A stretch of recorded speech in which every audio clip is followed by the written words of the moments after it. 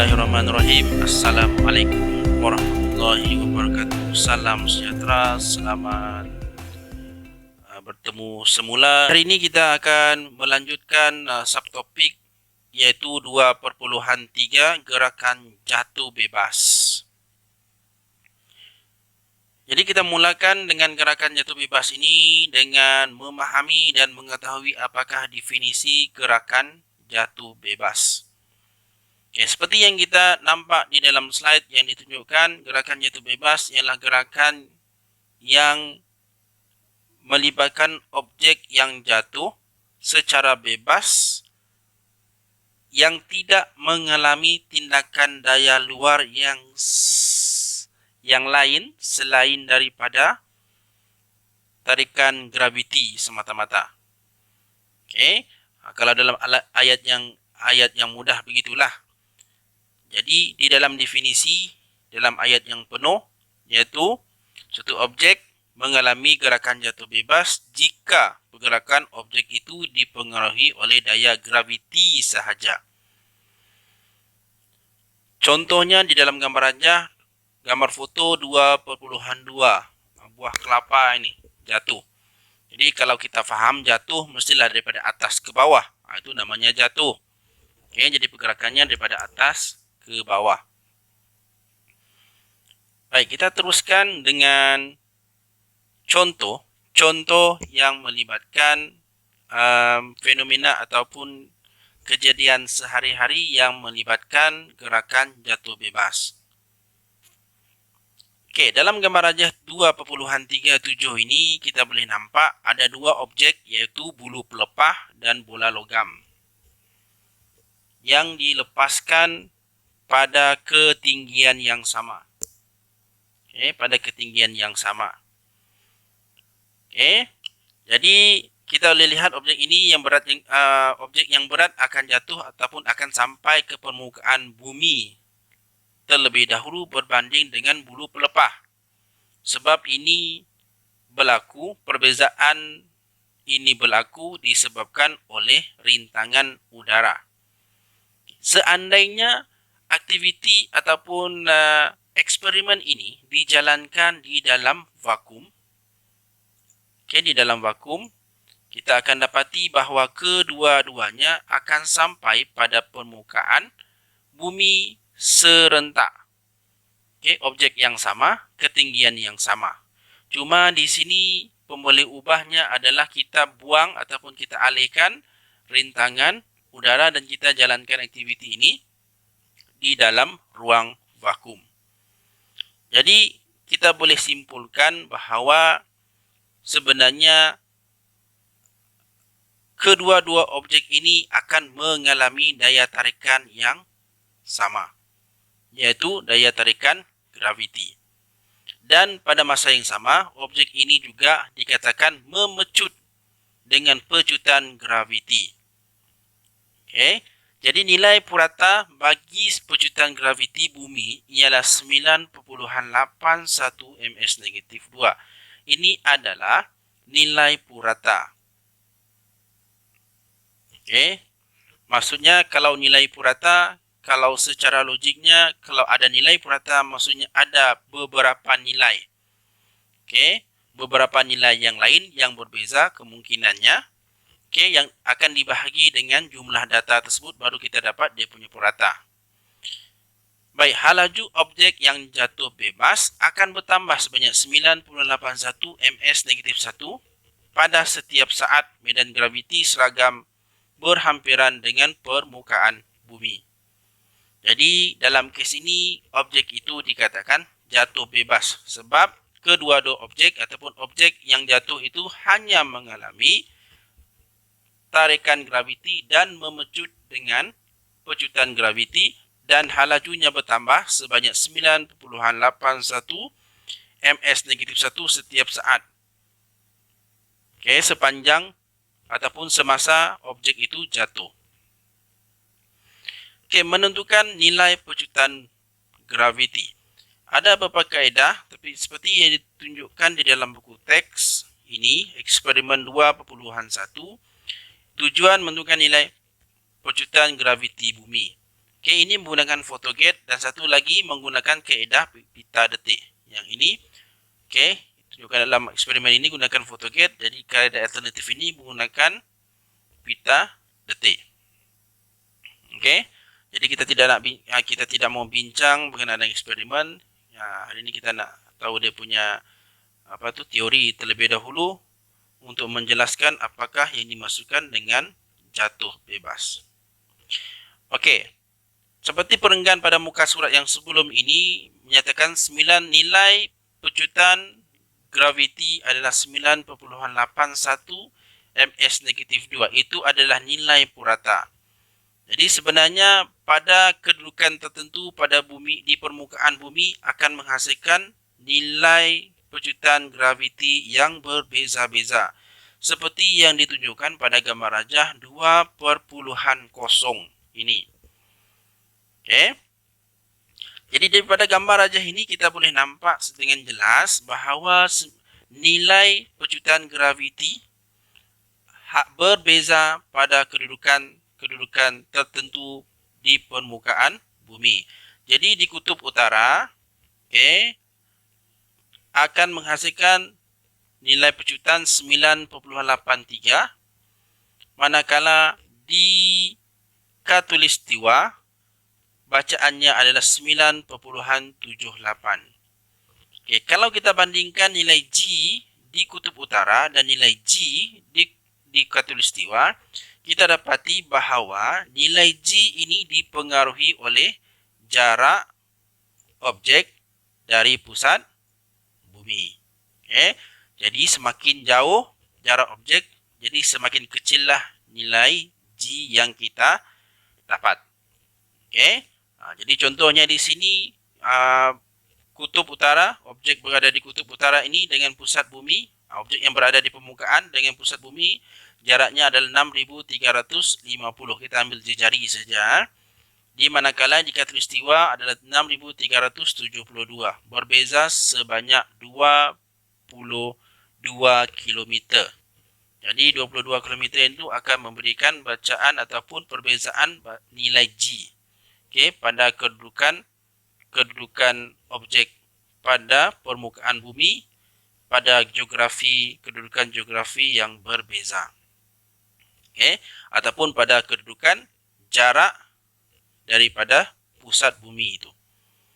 Seterusnya kita sambung dengan penyelesaian masalah yang melibatkan objek yang jatuh bebas. Baik, objek yang dilontarkan ke atas dan objek yang dilepaskan ke bawah mengalami pecutan graviti. Oleh itu, persamaan gerakan linear di bawah boleh diaplikasikan terhadap objek yang jatuh bebas. Baik, di sini kita boleh perhatikan bahawa ada 3 persamaan. Sebenarnya persamaan ini adalah daripada persamaan gerakan linear yang kita telah pelajari sebelum ini. Jadi yang sebelum ini kita ada 4 persamaan, tapi untuk persamaan jatuh bebas, ada 3 sahaja yang kita gunakan. Yang pertama sekali, V sama dengan U tambah GT. Yang kedua, S sama dengan UT tambah setengah AT kuasa 2, GT kuasa 2. Yang ketiga, V kuasa 2 sama dengan U kuasa 2 tambah 2 GS. Sebelum ini, G ini adalah A untuk gerakan secara mendatar. Gerakan linear secara mendatar.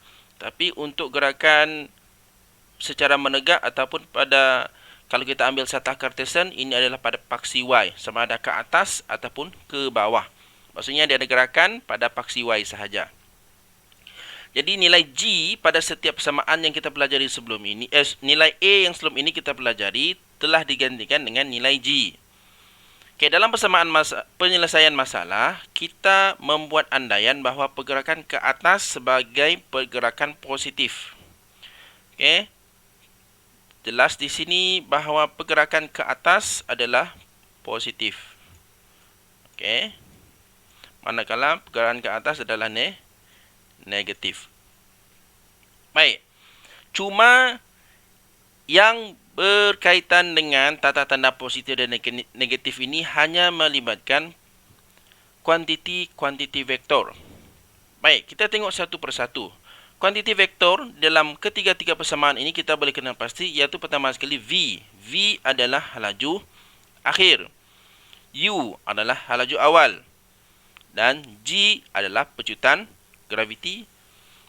Manakala T itu adalah bukan kuantiti vektor, itu adalah kuantiti skala. Sebab T sentiasa positif. Okay, kita akan ambil nilai positif T sahaja. Okay. Nanti dalam pengiraan atau contoh-contoh pengiraan, nanti T itu boleh jadi negatif. Tapi T yang negatif itu kita tidak ambil. Okey. Jadi kita ulang sekali lagi dan saya tegaskan bahawa apa saja nilai vektor ataupun kuantiti vektor yang menghala ke atas, contohnya V menghala ke atas, U arah ke atas. Okey. S, sasaran pun kuantiti vektor menghala ke atas. Kita ambil nilai-nilai V, U, dan S ini sebagai nilai positif. Dan sebaliknya apabila objek itu jatuh, V negatif, U negatif, S juga negatif. Soalannya sekarang, apakah yang terjadi dengan nilai G? G adalah kuantiti vektor. Adakah kuantiti vektor bagi G ataupun nilai G ini boleh jadi positif ataupun boleh jadi negatif? Okey, yang ini kena berhati-hati. Baik, untuk kita tentukan sama ada G itu negatif atau positif, kita kena tahu arah G itu ke mana. Kalau difikirkan ataupun kalau kita fikirkan secara logik, G itu sentiasa menghala ke bawah. Okey, kita sudah setuju tadi bahawa G apabila nilai ataupun kuantiti vektor yang arah pergerakannya ke bawah sentiasa negatif. Okey, negatif. Baiklah, kalau katakan bola tenis ini jatuh, memang sudah tentu G itu akan jadi negatif. Okey, apa jadi kalau bola itu naik ke atas? Adakah G itu negatif ataupun G itu positif?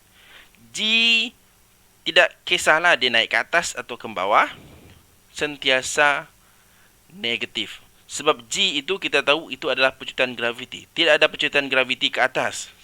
Sebab pecutan graviti sentiasa menghala ke bawah. Jadi G ini sentiasa negatif. Okey. Yang berubah, nilai vektor yang berubah, tata tandanya adalah V, U dan juga S. Manakala G sentiasa negatif. Okey, G ini boleh katakan nilai yang tetap lah. Nilai yang tetap. Okey, dalam kes ini kita tetapkan nilai G itu adalah negatif 9.81.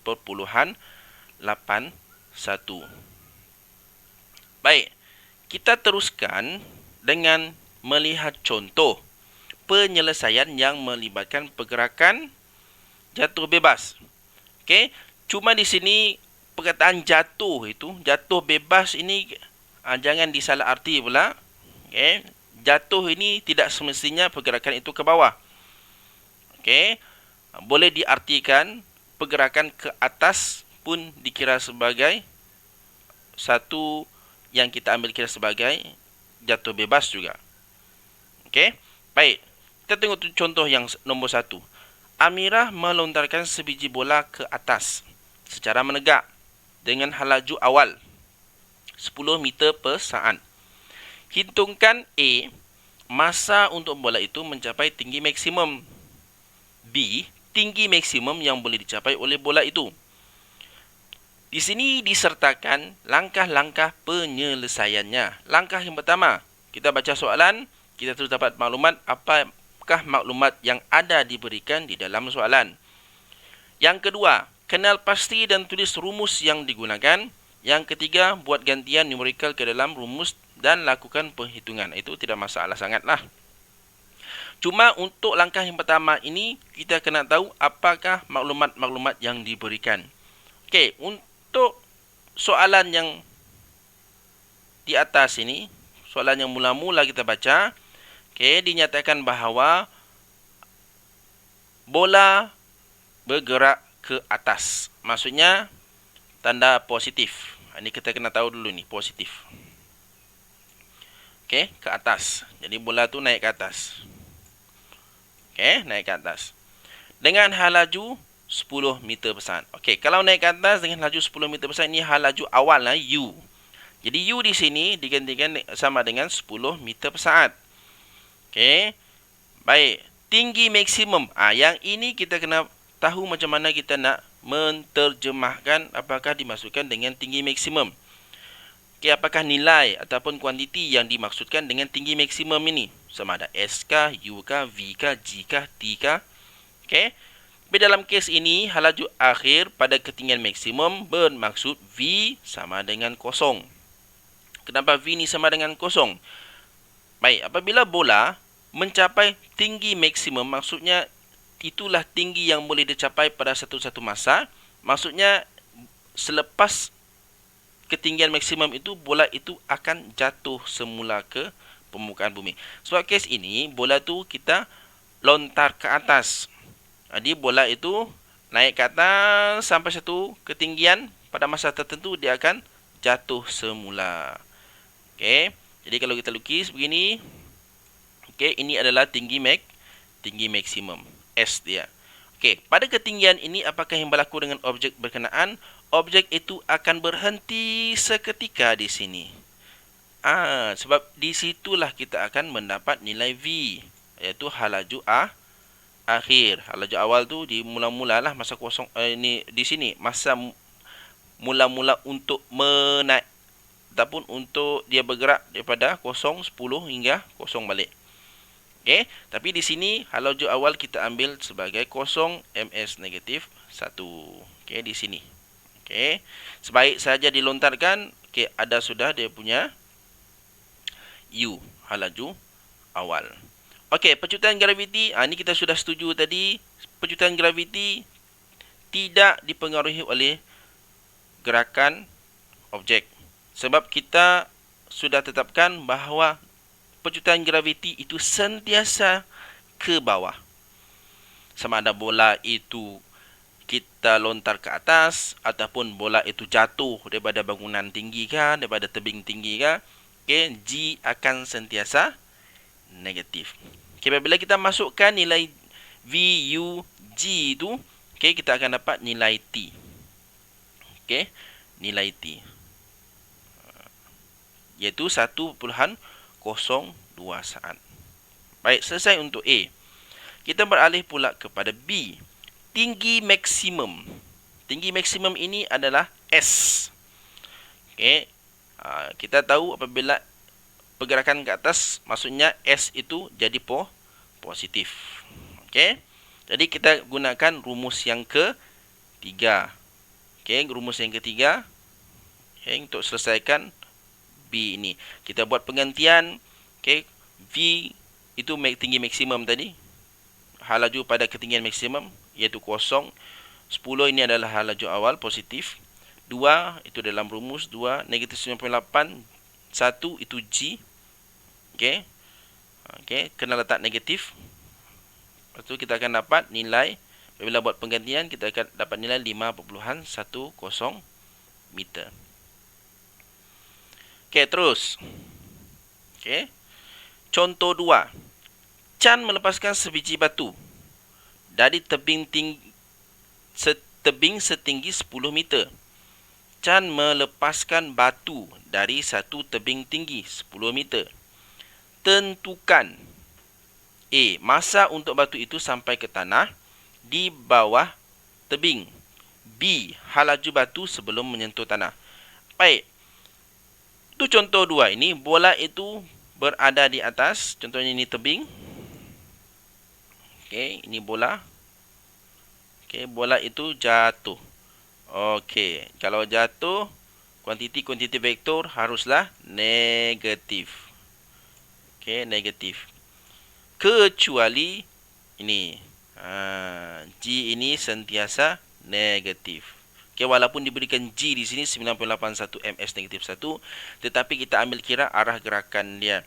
Walau bagaimanapun, tidak perlu pening kepala, kita tetapkan saja 9.81 itu negatif. Okey, untuk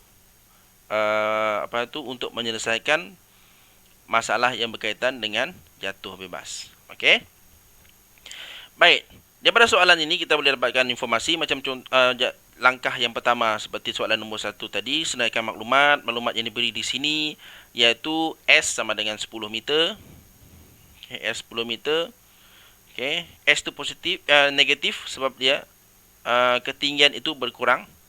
Okay, dengan masa. Jadi dia jatuh begini sebab arah dia pun ke bawah. Okay, ini adalah sasaran ke bawah, maksudnya 10 ini negatif. Okay, masa untuk batu itu sampai ke tanah di bahagian bawah tebing. Okay, dia minta T. Jadi kita gunakan, okay, apa lagi maklumat yang perlu? U. Mana kita nak dapat U?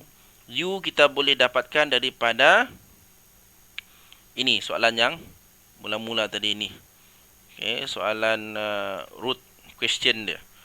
Okay, iaitu melepaskan sebiji bola. Jadi U ini sama dengan kosong. Sebab, bukan bola, batu pada asalnya tidak bergerak. Okay, belum lagi melakukan pergerakan. Maksudnya batu itu dalam keadaan pegun sebelum dilepaskan dari tebing tersebut. Okay, jadi U itu sama dengan kosong. Okay, jadi kita dapat S, kita dapat U, okay, dan kita ada G. Okay, jadi SUG ini kita boleh masukkan dalam persamaan yang kedua. Kita nak buat penggantian dan kita akan dapat 1/43. Okay, seperti yang saya maklumkan sebelum ini tadi. Okay, walaupun apabila buat pengiraan ni, sebab ni T kuasa 2, punca kuasa plus minus, okay, dia akan dapat negatif 1/43 ataupun positif 1/43. Walau bagaimanapun, T ini bukan kuantiti vektor. T ini adalah kuantiti skala. Okay, lepas tu kita ambil 1/43 saat. Kita tidak ambil negatif 1/43 saat. Okay, sebab kita sudah setuju bahawa T adalah kuantiti skalar, tidak memerlukan tanda negatif. Okay, selesai untuk A. Seterusnya B. Halaju batu sebelum menyentuh tanah. Halaju batu sebelum menyentuh tanah. Apa maksud halaju batu sebelum menyentuh tanah? Okay, itu adalah halaju akhir. Okay, sebelum dia berhenti. Ataupun contohnya di sini, ini di sini. Okay, halaju akhir sebelum menyentuh tanah. Maksudnya ini adalah V. Okay, V. Okay, jadi maklumat sudah ada. Kita boleh gunakan maklumat V. Kita ada S, kita ada U. Okay, dan kita ada G. Okay, kita boleh gunakan, gantikan dalam persamaan yang ketiga. Bila kita buat penggantian, sama juga halnya. Sebab ni V kuasa 2. Kita kena buat punca kuasa plus minus, tambah tolak. Kita akan dapat tambah tolak 14.0 meter per saat. Ini adalah halaju akhir. Okay, jadi jawapan akhirnya adalah negatif 14.0 meter per saat. Kenapa negatif? Sebab halaju akhir itu menghala ke bawah. Okay, jadi V yang positif ini kita tidak ambil kira. Cuma ada satu sahaja nilai yang kita akan ambil. Okay, itu bergantung kepada arah gerakan. Saya fikir sudah cukup jelas untuk penyelesaian yang berkaitan dengan masalah yang melibatkan fenomena ataupun kejadian masalah yang melibatkan jatuh bebas. Okey. Saya fikir itu saja untuk hari ini. Sekian dan terima kasih.